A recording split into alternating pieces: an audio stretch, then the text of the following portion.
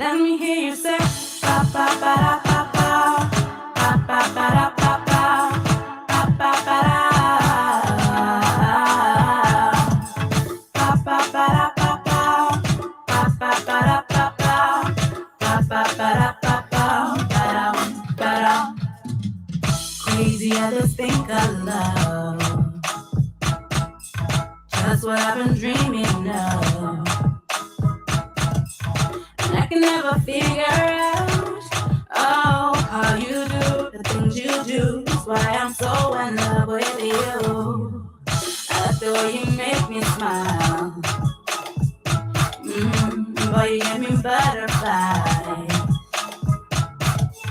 And when I look into your eyes, I'll see the future, me and you. That's why I wrote this song for you.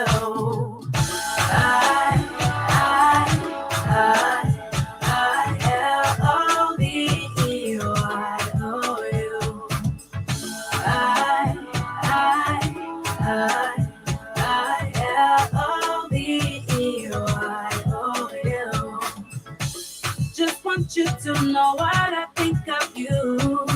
L-O-V-E-Y-O-U.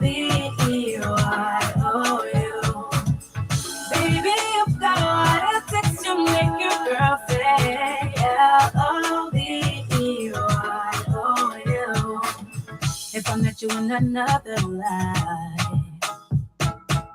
and you asked me to be your wife, with grace and a smile I say, yeah, always now and forever. You be my one and only lover.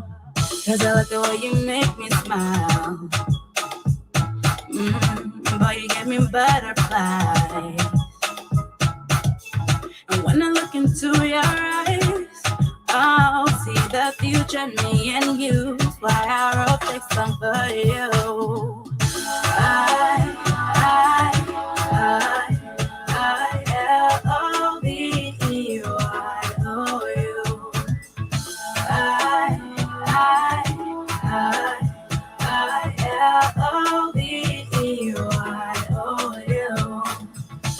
Just want you to know what I think of you. L-O-V-E-Y-O-U. Baby, you've got what it takes to make your girl say L-O-V-E-Y-O-U. Ba ba ba da ba ba, ba ba ba da ba ba, ba ba ba da, ba ba ba da ba ba, ba ba ba da ba ba, ba ba ba da ba ba, ba da.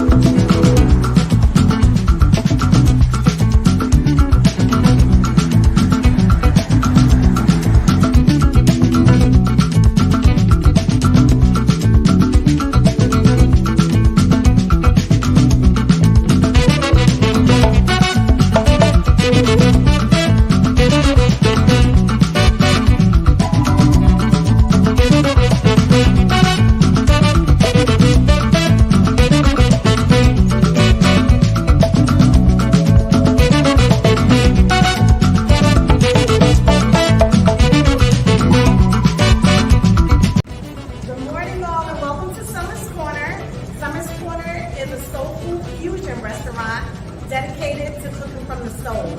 We've been here for a year and a few days actually, and this is the spot that you want to come to when you want to indulge in great soul food. Here we offer collard greens, baked macaroni and cheese, we have the fish and grits, shrimp and grits on Sundays of course, and a lot of other soul food norms added with a little bit of our fusion. Chef Summer Duffin is the chef in the kitchen, and just come on down and check us out. now and you will not regret it.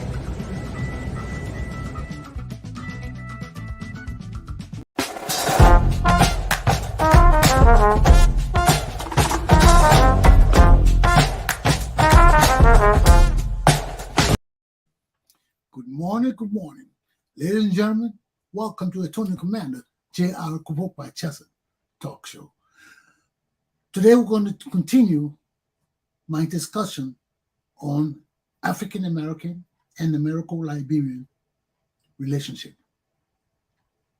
I have a special guest this morning who will be coming on soon, but before that happens, let's go into my basic routine. Right now, it's in the lower 50s in Providence, Rhode Island. Don't expect it to get too high today. It's going to be a cloudy day. I don't know if we're going to have any precipitation or rain, but still, it's going to go up only by 10 more degrees. So today, we're going to be in the upper 60s or mid 60s. Okay? For more news on that, check your weather station. Okay, my topic for today, as I told you, is a continuation of what I started about African Americans and Americo-Liberians relations. My special guest this morning is my co-producer, co-editor, co-director, co-everything, and my wife, Miss Karen McLaurin Chesson. So she's in the background. Let me bring her on, let her introduce herself basically. Then we'll take a break and come back to start my topics for the day. My topic for the day, only one topic. So let me bring my guest on, Miss Karen McLaurin Chesson. How are you, Karen? I have no complaints. Or should I say Dean K, as she is usually called, or commonly called, affectionately called on Brown University campus by the students and officials there, Dean K. So how are you today, Dean K? Doing fine, J. Rod. Not complaining. So good. Well, I just wanted you to come on, let my guests see you, and then we'll go out, have an ad, and come back in, listen to the video that I have, and let's discuss it. Is that okay with you? Sounds like a plan. Okay, so let me bring an ad on. I will take you off the screen, come and momentarily, and we'll be back on soon. Okay? So.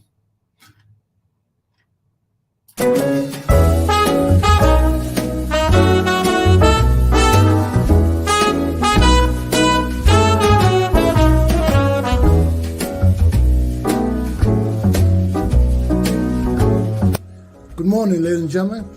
This is the Tony Commander J.R. Glapohkpa Chesson talk show. This morning, I'm at the Black Business Association. And before me is the founder and CEO, Miss Lisa Ranglin. Good morning, Lisa. Good morning, Chesson. Thank you so much for being here with us. We are so excited when you come through these doors. It's always so refreshing to see you and to welcome you to the Rhode Island Black Business Association. And of course, I am your awesome friend, Miss Lisa Ranglin, founder and CEO of this great organization we go by and call REBA. Lisa, tell us about REBA. Yeah, REBA is an organization. Can you imagine? We're going on 12 years old. Rhode Island Black Business Association was founded to create opportunities and build community through business development. And we support small businesses. We help them with access to capital, access to technical assistance for them to grow and thrive and create jobs. And we know when businesses are creating jobs, they actually hire real people. We are moving people from poverty to sustainability. It's a win-win for all of us. In addition, we offer a 7-month leadership development training program that is geared towards high-performing professionals. Again, in Rhode Island, we know that we're hearing people are saying we can't find people of color, Black and brown leaders. Well, in partnership with University of Rhode Island and the Department of Labor and Training, we are offering a 7-month leadership development training program. that is going to impact companies out there. So any company that wants to diversify their workforce, they need to connect with the Rhode Island Black Business Association. We can help them with their talent development, their pipeline program. Right now, we have over 50 professionals that will be starting in the next cohort in the fall, in October. And again, this is a program that is funded by DLT and in partnership with University of Rhode Island. We are changing the face of leadership in Rhode Island. In addition, we have several other programs. The microloan program, which grants loan anywhere from $5,000 to $10,000. And we have a forgivable loan program up to $5,000. You can find us on web, www.ri-bba.org, or you can call the office at 401-383-1179. We look forward to servicing you. Join us. What message do you have for the people? Well, we have our upcoming gala coming up October 28th. Friday, October 28th, it will be at the Omni. Tickets will go on sale. Early bird tickets will go on sale very shortly. Connect us, and we look forward to servicing you and having a good time this fall. Thank you very much, Lisa. Thank you so much. I appreciate it. We look forward to talking with you again soon. Alrighty. Take care. Stay blessed. Bye-bye.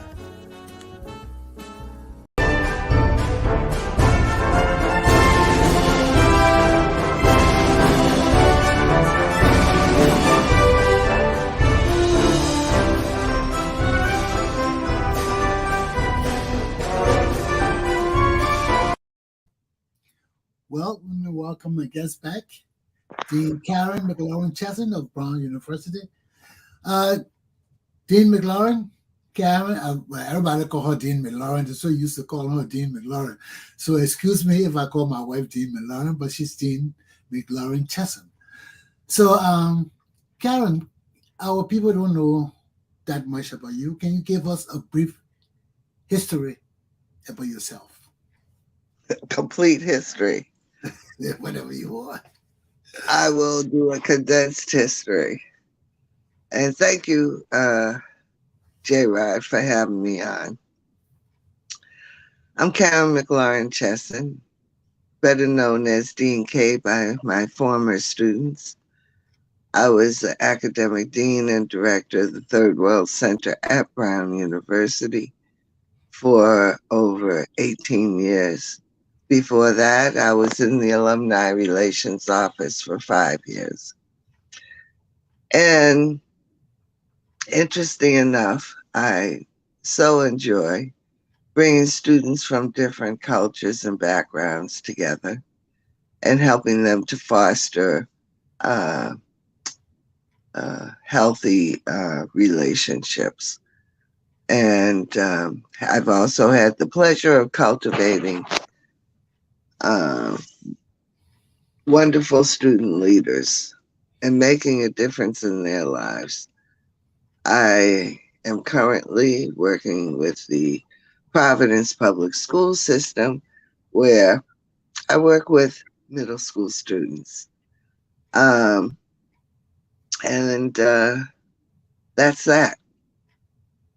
Well, it's good to have you on the show, Karen, because you bring a wealth of knowledge and understanding to the table. That's why I want you as my first guest as we discuss African Americans and Americo-Liberians relationships, because it is very important that people who understand this unique relationship talk about it first. So we'll take a few minutes. I have a video here that I did. You saw it. And I'll play it again.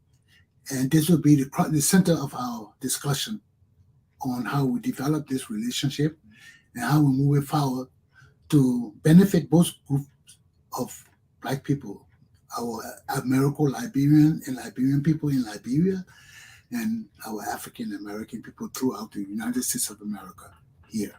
So let's listen to that video and we'll discuss it soon. Okay? Bye.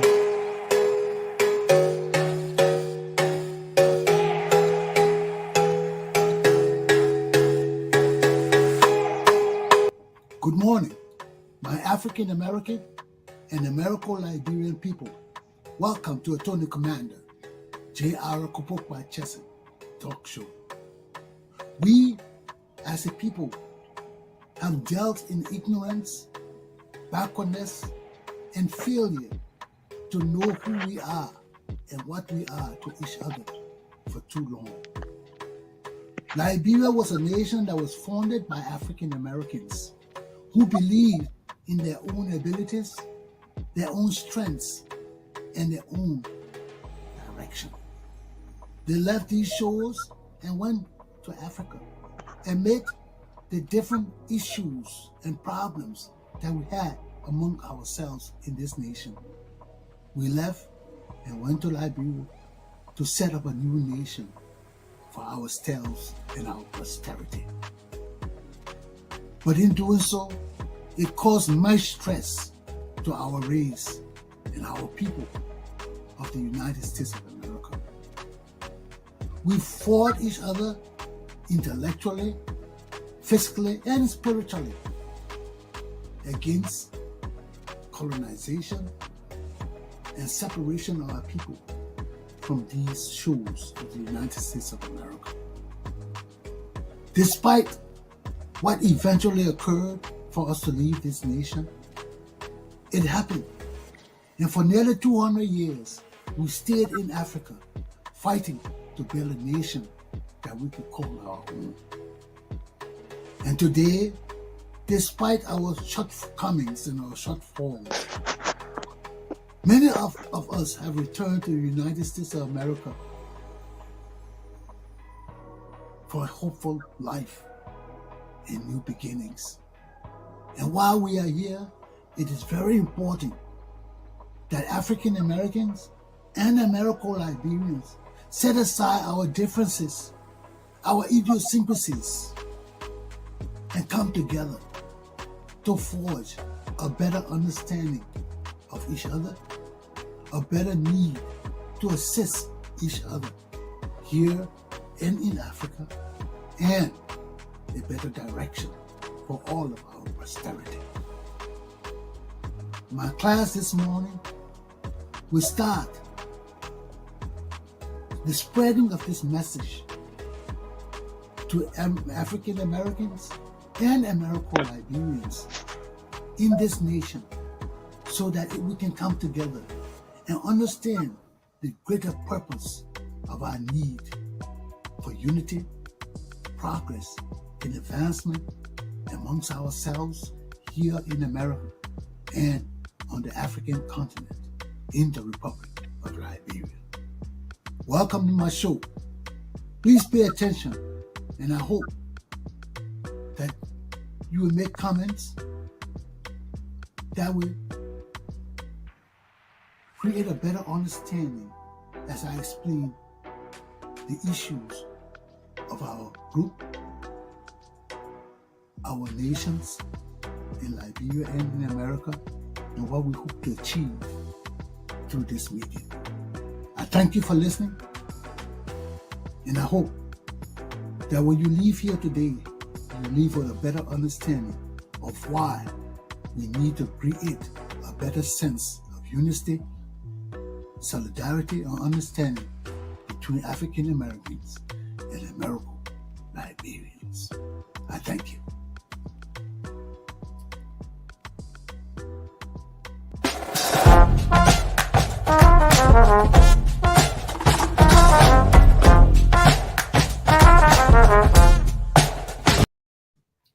So we're back, and Karen, you heard that. You heard that. So, what's your view about that? Well, I was just thinking as you were talking.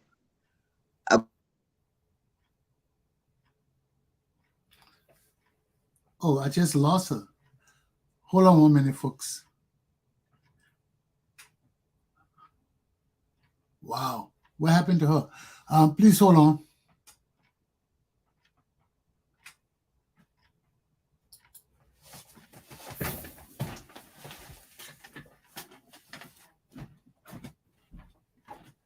Karen.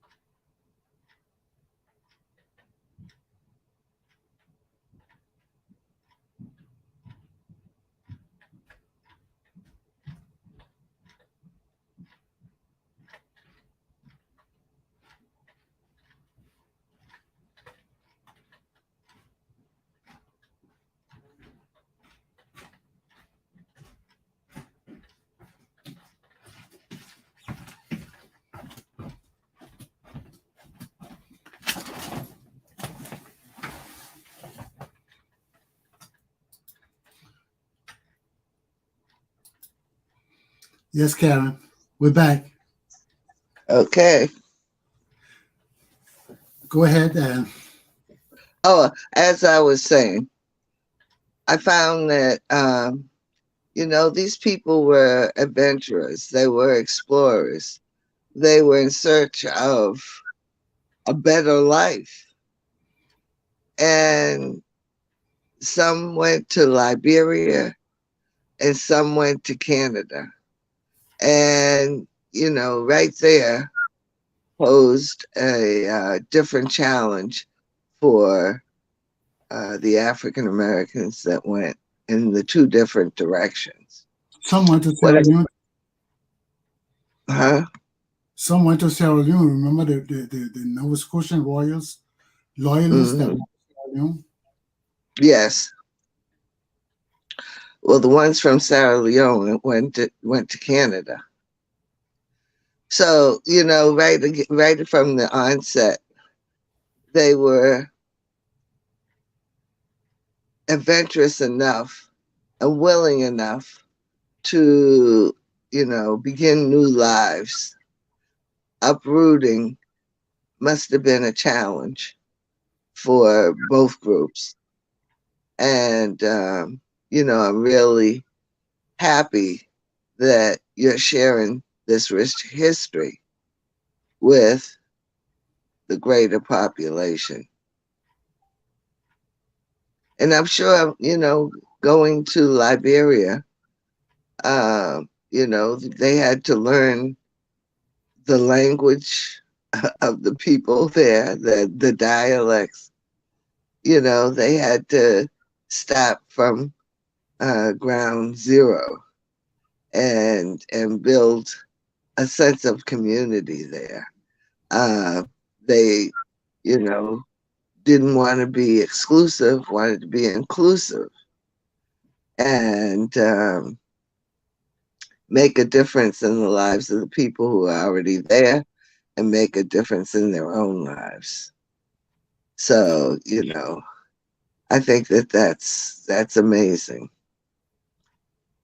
So, how do you view African Americans and Americo-Liberian relationships?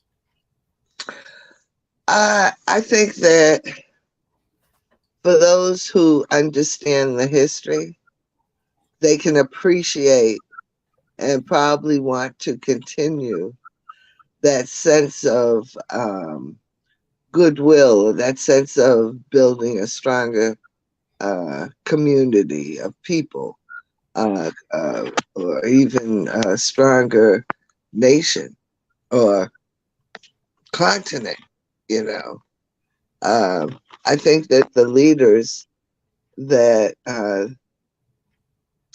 the people who left America and went to Liberia went there with a specific intention of being leaders. Just by virtue of them leaving one country to go to the continent of Africa says a lot about where their hearts were and where they really wanted to make a difference not only in their own lives, but they were willing to deal with the challenges that they were faced by when they arrived in Liberia. And I have to say the same thing about the people who went north. The people from Sierra Leone that went to Canada. They were faced with, cold weather and colder than what they were used to in America, and circumstances that called for them to be brave, called for them to deal with the structures that were ruling Canada at the time. They were strong people.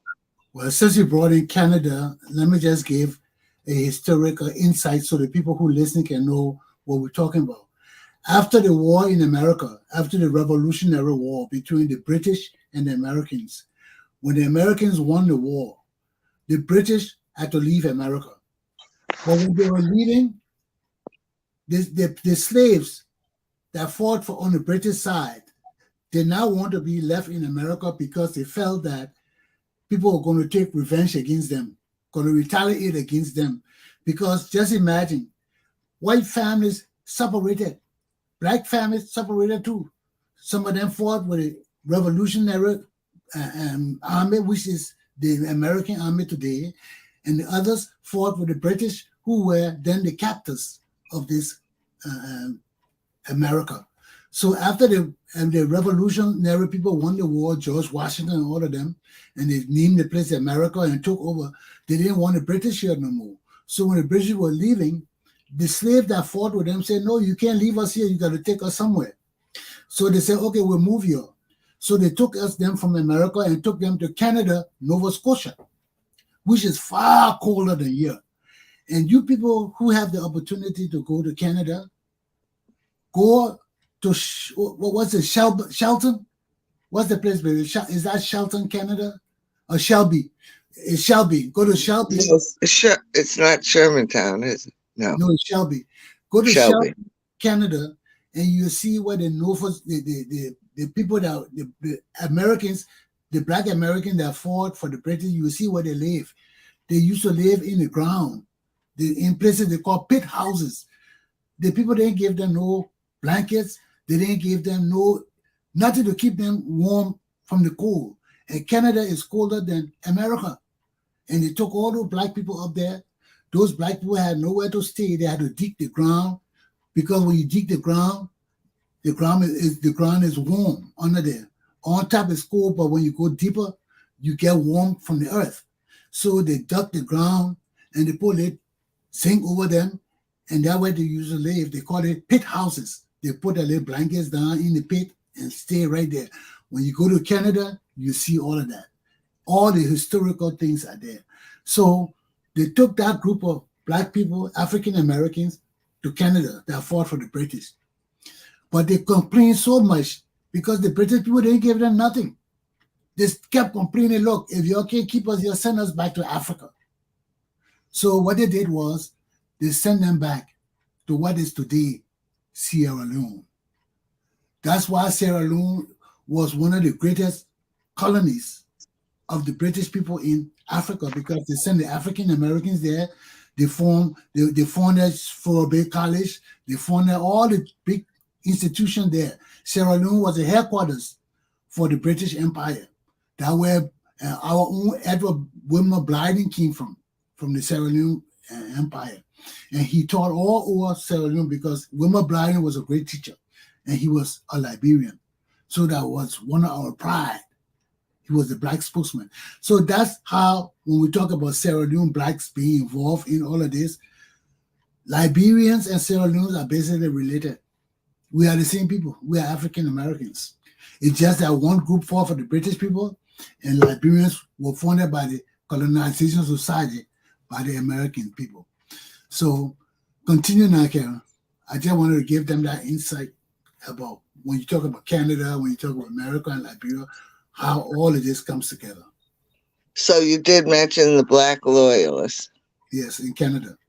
Okay, great. So, that's, well, I think that at the onset, everybody migrated with intentions of building communities.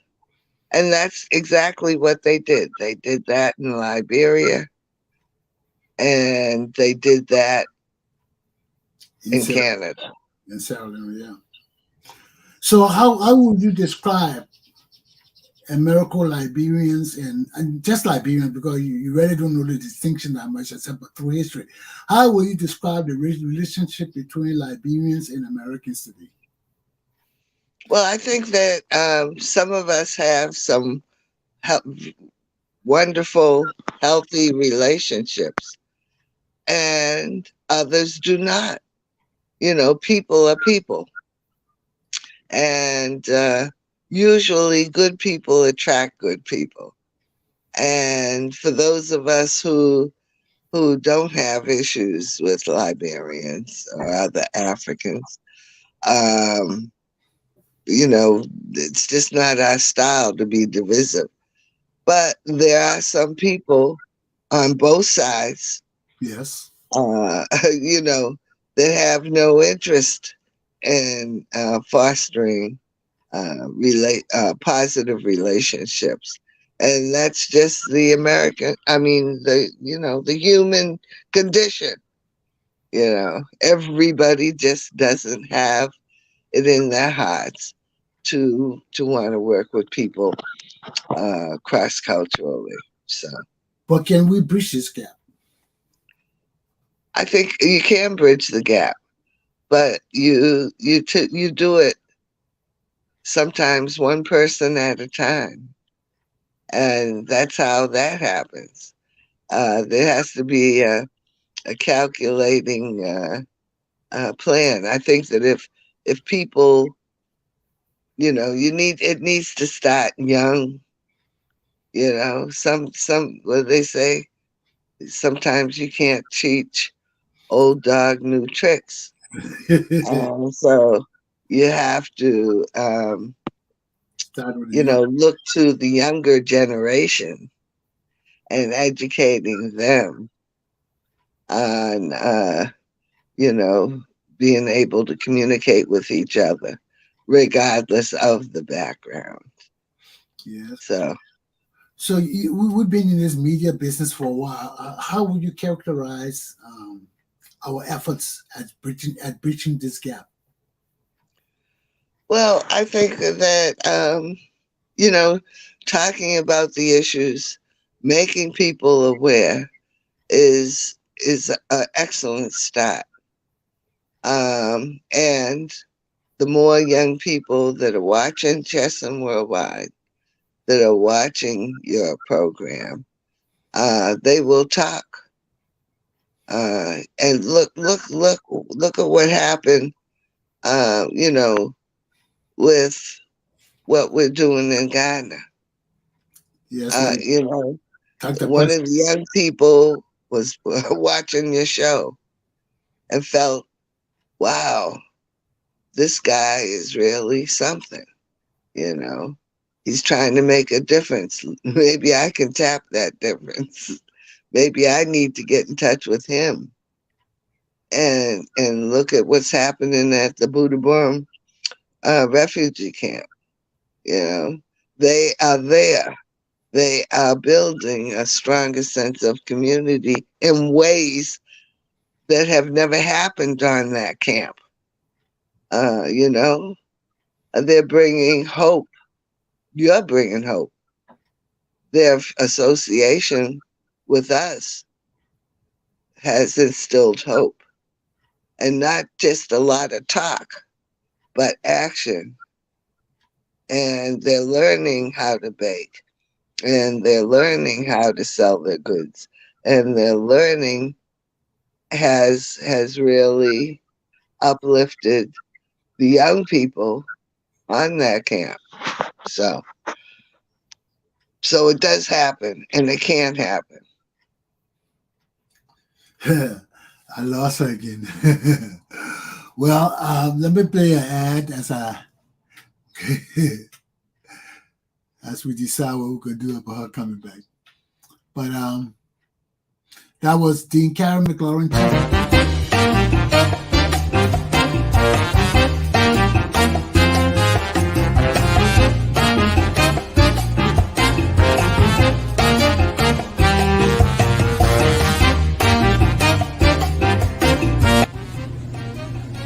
Good morning, ladies and gentlemen. I'm Attorney Commander J. Americo-Glapohkpa Chesson, and welcome to my show. This morning, I'm at Toyin African Restaurant in Providence, Rhode Island, with the proprietor. Ma'am, could you kindly tell us your name and when you started this business? My name is Toyin Bankole. This business started in the year 2020 during the pandemic period time. That is when this business was found, and then we started gradually Now today here we are in Tony African Restaurant on Broad Street, number 45 Central Street. So it's a bit, I know you just started and you're dealing with the whole Rhode Island community. What about the African community? Do the people know about you? Yeah. Some African community have known us. So we are still introducing ourselves to the community so that they can know us better. So what would you like to say to people on my show? Yeah, I would like to say hi to everyone, my African people, both Liberia, Nigeria, Senegal, those all parts of Africa that are coming to eat here. It's not only Africa. We see a lot of white people trying to eat this my egusi soup with pounded yam. We eat like this. Some will come here, I teach them how to eat it. They will come here, they will use the left right to cut the fufu and use the right hand to make soup. No, I tell them no, this is how to cut the fufu. Then you put the pounded yam, not fufu. It's pounded yam, you put it in egusi soup, then you swallow. And it's very delicious. Well, thank you very much. I will spread your news around, let the people know about your restaurant. I had cassava leaf and rice here, were very delicious. Thank you. Yeah. So, ladies and gentlemen, you're welcome to Dorian African Restaurant at 45 Central Street in Providence, Rhode Island, right behind the Dunkin' Donuts on Broad Street. You can't miss it. So, thank you very much again, and good luck with your restaurant. Thank you so much. Bye-bye. Bye.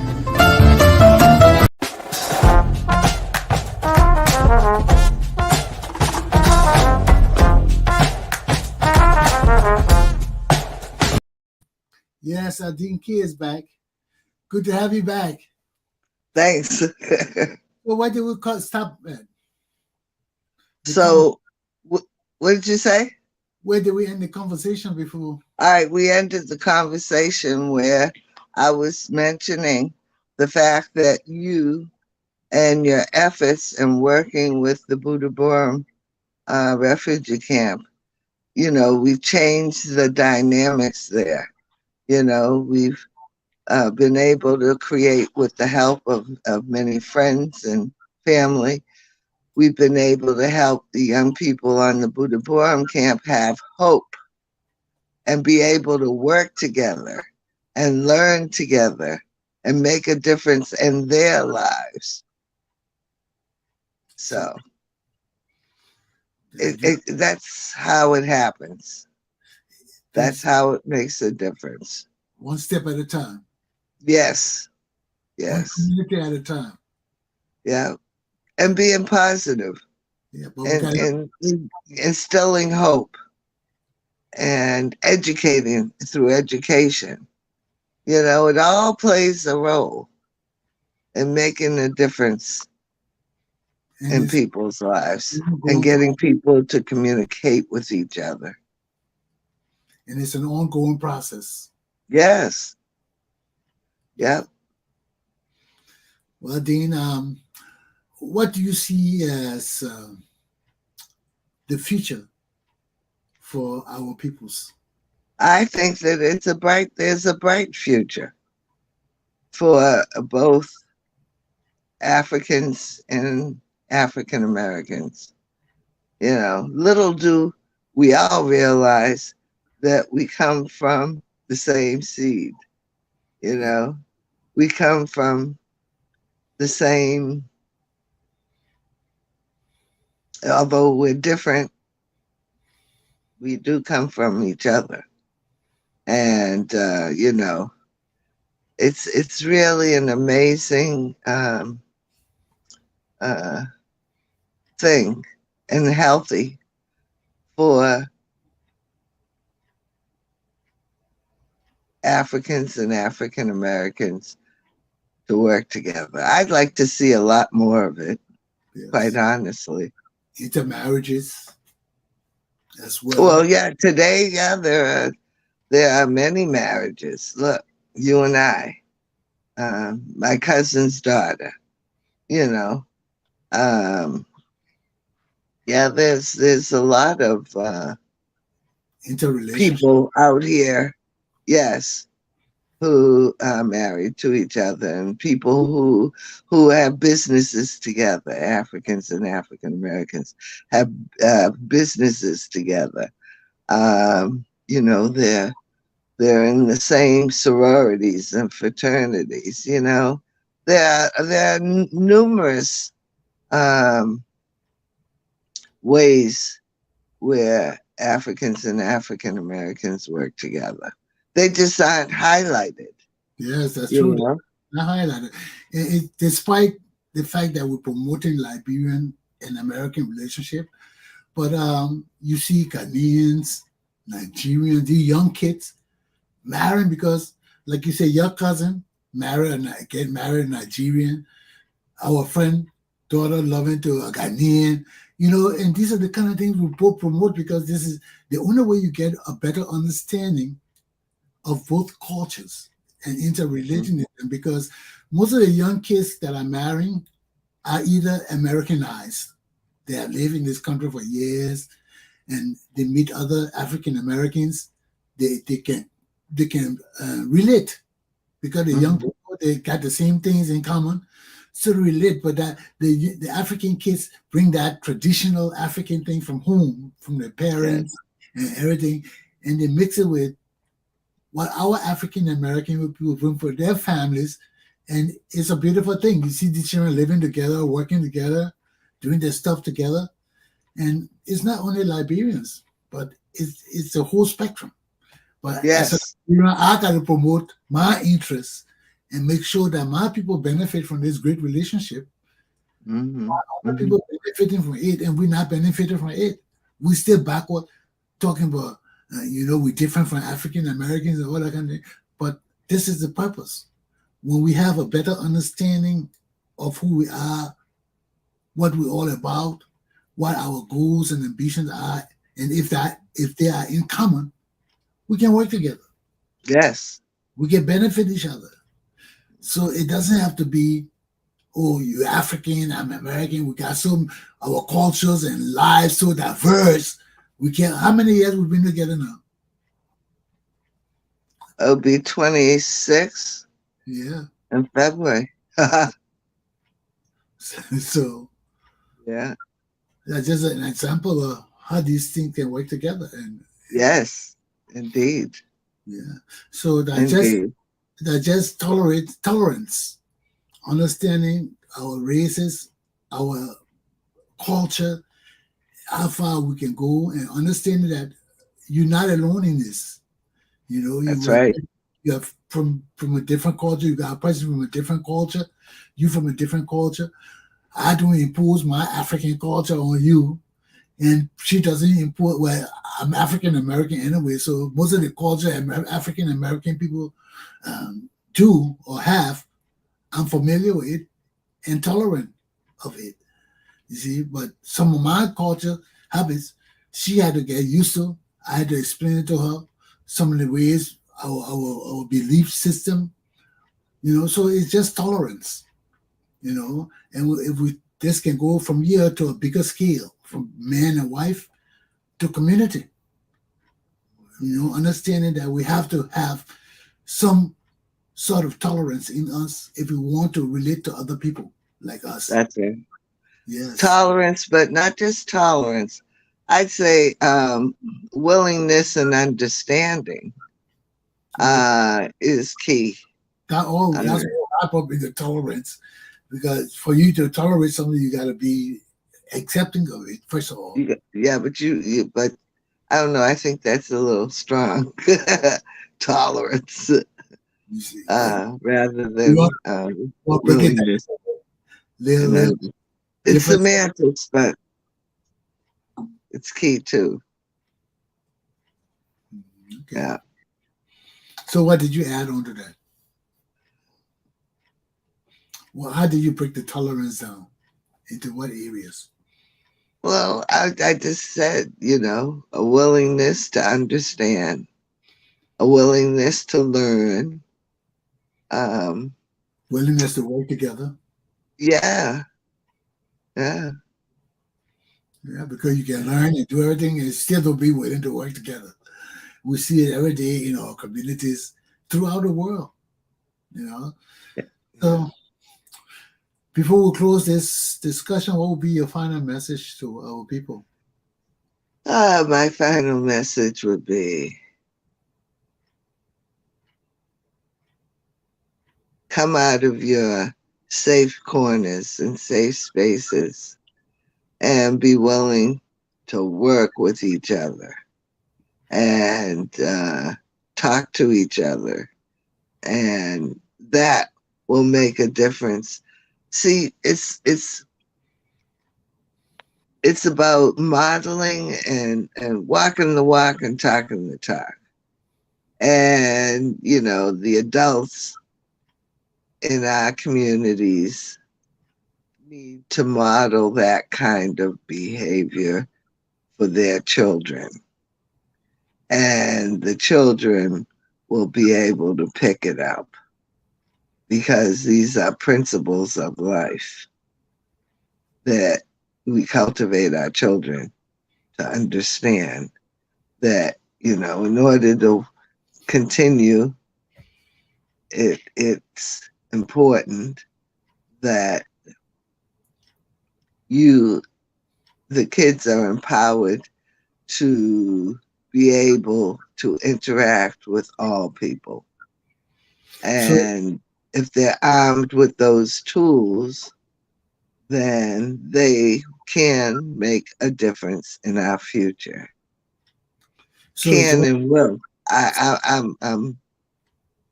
I say can and will make a difference.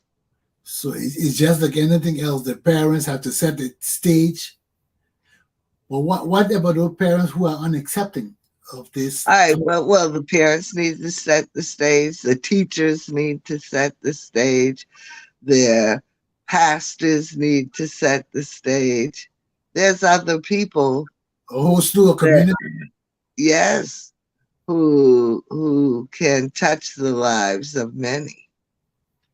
Yes. So, you know, if the parents are not, if that's not the parent style, the young people still see and hear other community leaders who preach that.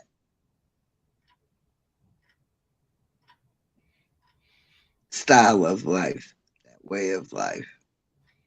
So how do you view the future for our people before we close? I'm sorry?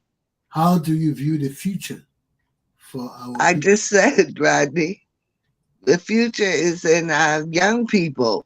Okay. And our young people will get the message through the teachers, pastors, They will achieve. coaches,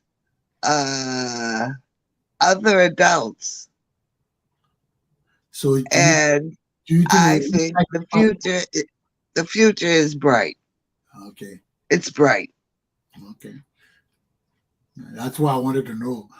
Yeah. They have all these things together and the future can still be gloomy. So if you come out with this perception that the future looks bright, now that's a view of the future. Well, anything you want to add before we end this discussion? It's almost a lot. All I could say is keep doing what you're doing, my brother. And keep it real and keep it positive. And you will continue to touch the lives of many. I'm proud of you, dear. Thank you, Karen. I'm very proud of you too. Okay, we'll end this thing now before I start blushing and crying and things like that. Okay, Karen, I want to thank you for joining me very much this morning. Oh, thanks for having me, sweetheart. Yes, I'm glad we had the opportunity to have this discussion and express our views and opinions on this sensitive issue. I enjoyed, dear. Thanks. Thank you very much. Okay, have a good day, baby. You too, doll. Bye-bye. Bye, dear. Okay.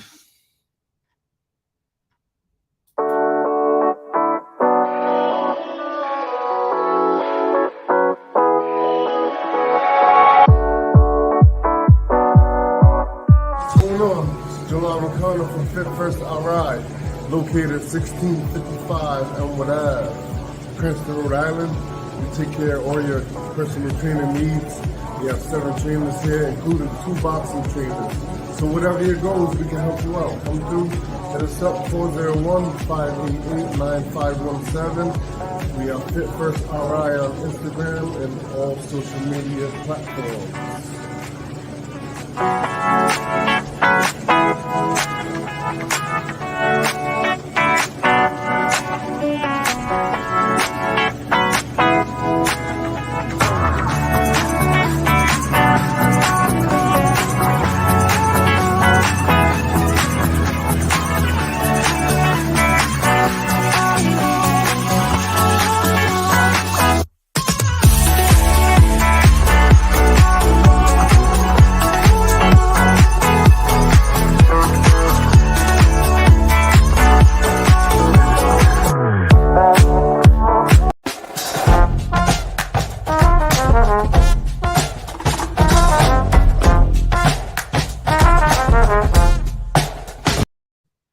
Well, that was my guest, former Dean of Brown University's Third World Center, Dean and Director, Karen McLaurin Chesson, my wife.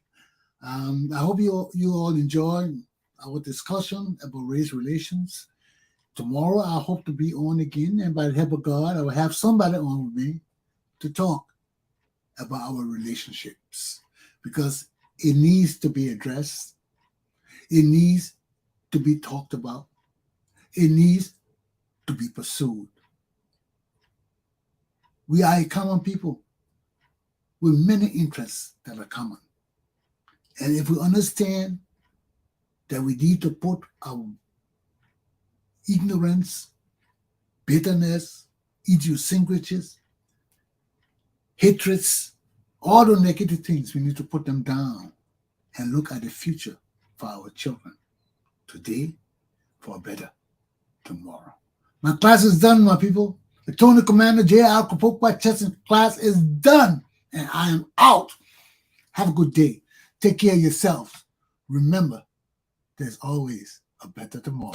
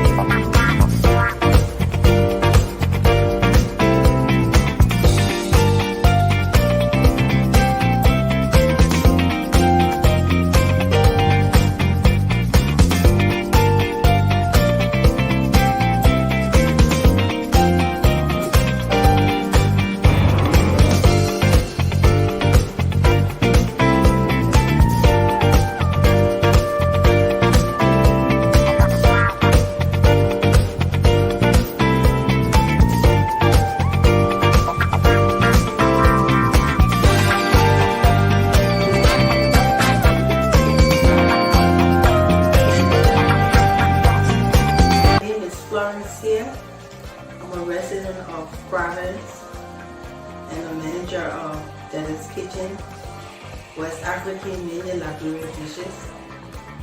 How long has this business been in operation? We've been in business for about 5 years now. How has the cooperation of the community been? It's been pretty much supportive, not just Africans, but also our brothers and sisters of the African American community also been supportive, as well as other African and even other nationalities. So far, so good. We've been having a lot of support from different ethnic groups and different nationalities.